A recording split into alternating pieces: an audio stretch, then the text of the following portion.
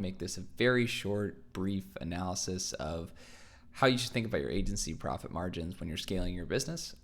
This is a short little sort of cheat sheet that I put together for you, which I'll put in the comments below inside the description of the YouTube video. But people have been asking me, how do you think about the profit for your agency?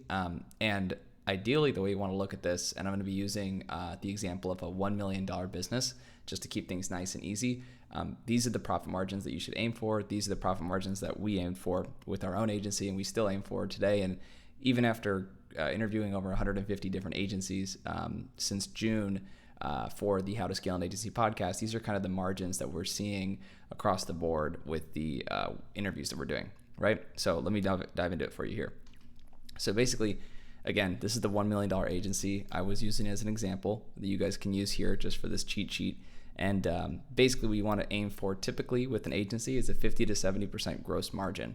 And what that means is also like the cost, it's basically everything after the cost of the services. So if you're selling a service for like $300 a month, or let's say $3,000 a month, and your cost is $1,000, then you would essentially have a 70% gross margin, right? If your cost is $1,500 of that $3,000 a month, then you'd have a 50% gross margin. Now, it's actually okay if your gross margin drops all the way down to 50%.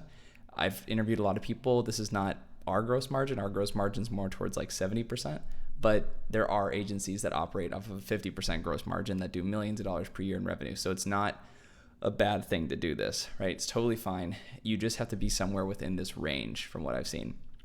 The next thing is your EBITDA margin, which is earnings before interest, taxes, depreciation, and amortization.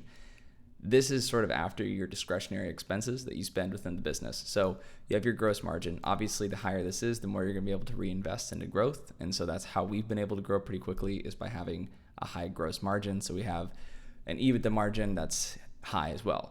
You really want to be around the 30% range regardless.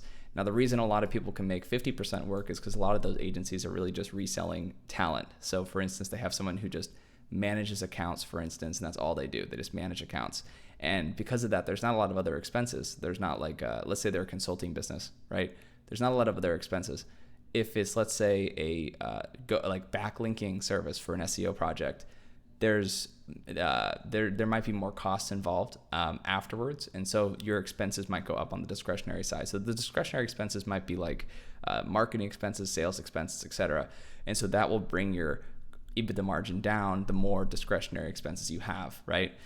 And so again, if you aim between here, this is really important. 30% EBITDA margin is very important, and that's really what people aim for. And when they talk about like net profit, a lot of people get these three things confused. They think that this is net profit. That's not net profit, because you still have to pay taxes, and you still have other random expenses that come up as well that you might have to pay out.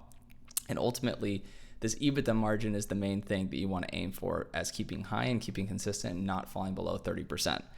Your net profit here of 15% is really a standard as well that you shouldn't drop under. Now, there are exceptions to the rules, which I'll go into here, and they're very simple. One, if you're growing faster than 30% per year, then you can have lower profit margins. So a lot of people think that agencies can grow faster than 30% per year, and that's true for the first few years. For example, we grew like 500% after year one.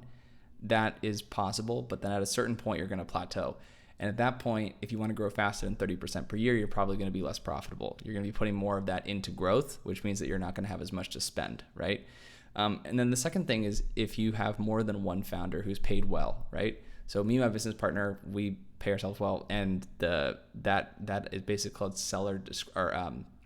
that's essentially it abstracts the profit number inside your balance sheet or your profit and loss statement, because a lot of agencies look healthy because they aren't paying themselves very well, right? And usually that net profit number is after you've paid yourself, right? It's not before. So you have to make sure that you're taking that into consideration when you're thinking about your profit margins.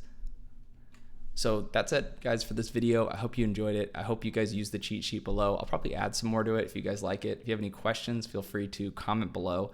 And feel free to like, share, and subscribe if you want to, if you found this video useful with somebody you think will enjoy it. I appreciate you guys. Talk soon.